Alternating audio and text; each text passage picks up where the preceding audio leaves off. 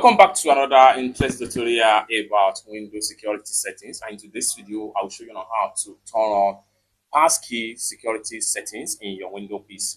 Let me show you how. Whether you are using Windows 10 or Windows 11, just follow this step by step and you are going to see how to create a passkey for your Windows PC. So the very first thing you want to do is to come down below right here where you have your Windows startup menu. Click on that. And the next thing you want to do is to navigate to settings. And the next thing you want to do is to go ahead and make sure you navigate to account.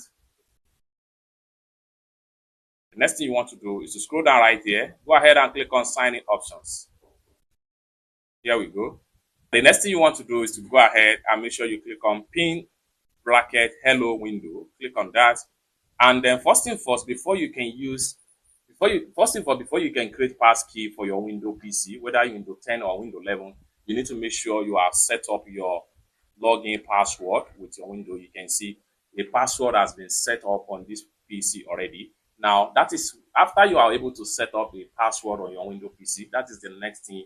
That is the only when you can now create a hello pin or passkey for your Windows PC.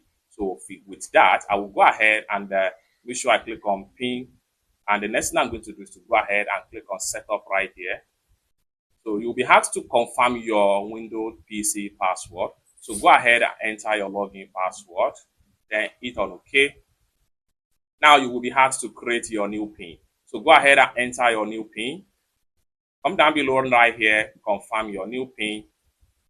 Once you are done, you can use this eye icon to confirm if you enter a correct PIN.